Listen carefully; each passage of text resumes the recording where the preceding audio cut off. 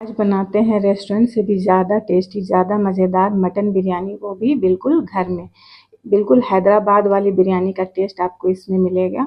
इसके एक एक दाने खिले खिले रहेंगे, बिल्कुल स्टिकी नहीं बनेंगे और टूटेंगे भी नहीं। और एक बार आप इसे बनाकर इस तरह से घर में ट्राई कीजिए, आप बाहर से कभी भी इसे खाना पसंद नहीं करेंगे। तो ज़रूर ट्राई करें इस रेसिपी को। मैंने एक कुकर में थोड़ा ऑयल लिया है, 2 टेबल स्पून के करीब। ऑयल बहुत ज़्यादा नहीं लेना है क्योंकि मटन में भी काफ़ी सारा फैट होता है। तो 1.5 केजी मटन मैंने इस तरह से अच्छे से धोकर स्ट्रेन कर लिया है 1 घंटा पहले। अब इन सबको मैंने कुकर में डाल दिया है और इसको अच्छे से 5-7 मिनट के लिए हमें भूनना है, जब तक कि इस तरह कलर चेंज ना हो जाए। अब कुछ चीज़ें हमें ऐड करनी है। तो 3 प्याज मीडियम साइज़ के मैंने इस तरह से मोटे मोटे चॉप करके लिए हैं, वो इसमें डाल देना है। और साथ ही बहुत कम मसाले, लेकिन बहुत ही टेस्टी बनेंगे इससे हमारी बिरयानी।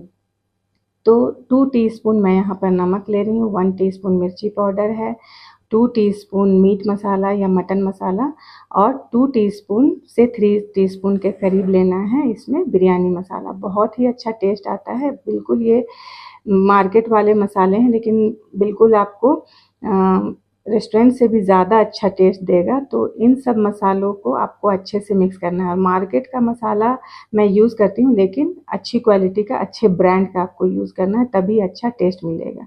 तो इन सबको अच्छे से डालकर मिक्स कर देना है। अब उसमें जिंजर गार्लिक का पेस्ट ऐड करना है। तो इसमें मैं 5 टीस्पून भर के जिंजर गार्लिक का पेस्ट ऐड कर रही हूँ। दोनों मिक्स करके मैंने पीसा था, तो 5 टीस्पून मैंने इसमें ऐड किया है। इन सबको अच्छे से मिक्स कर लेना है। उसके बाद इसमें डालना है फ्रेश दही। तो फ्रेश दही मैं 1 कप ले रही हूँ और इन सबको भी डाल के अच्छे से मिक्स करके बिल्कुल मीडियम फ्लेम में इसे भूनना है, ताकि मटन भूनते भी जाएं और धीरे धीरे ये गल भी जाएं। तो इस तरह से इसे भूनने के लिए एक साइड में छोड़ देना है। अब चावल बनाने की तैयारी कर लेते हैं। तो एक पैन में मैंने पानी लिया है, उसमें 3 तेज़पत्ते डाले हैं। अब उसमें ये सारे खड़े गरम मसाले जाएंगे। काली मिर्च है, स्टार एनीस है, बड़ी इलायची, छोटी इलायची, लौंग है और दालचीनी का टुकड़ा है और जावित्री है। तो ये सब डाल के पानी में उबाल आने का वेट करना है।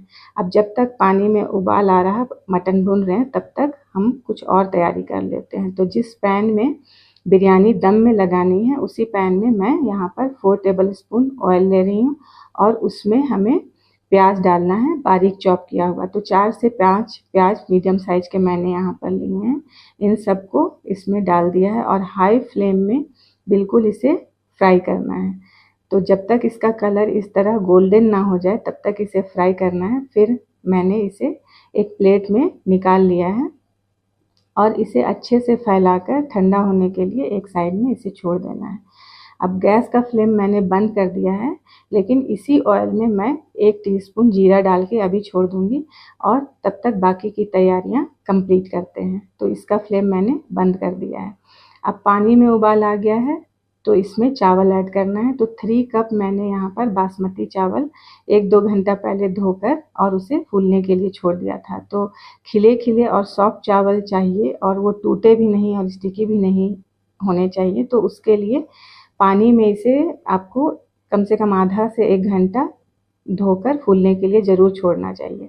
अब इसमें 4 से 5 टेबल स्पून नमक ऐड कर रही हूँ। नमक बिल्कुल भी ज़्यादा नहीं होगा, क्योंकि पानी हमें स्ट्रेन करना है। साथ ही 1 टीस्पून मैंने इसमें ऑयल डाला है, इससे चावल स्टिकी नहीं बनेंगे, बिल्कुल खिले खिले और एक एक दाना अलग बनेगा।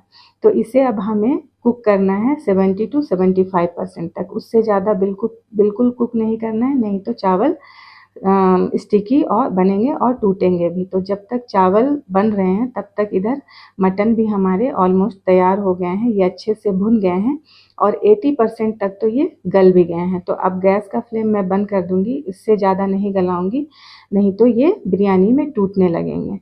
तो गैस का फ्लेम मैंने बंद कर दिया। अब इधर चावल भी हमारे ऑलमोस्ट रेडी हो गए हैं।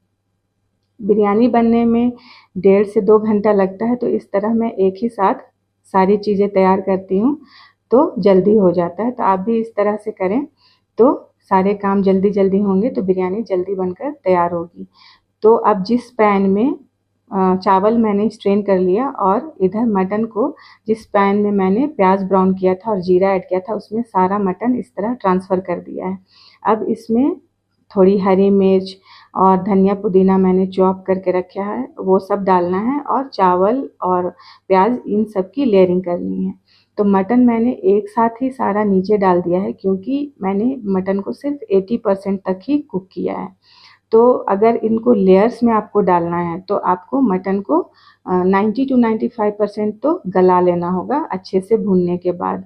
तो आप चाहें तो 1-2 सीटी लगा सकते हैं जितना आपको सॉफ्ट चाहिए, क्योंकि जब लेयर्स में मटन आप डालेंगे तो वो उतना सॉफ्ट नहीं हो पाएगा, तो वो खाने में अच्छे नहीं लगेंगे। तो मैंने सारा नीचे ही डाला है क्योंकि वो आधे घंटे में अच्छे से जितना सॉफ्ट होना है उतना हो जाएगा, 20% तक वो और गल जाएंगे।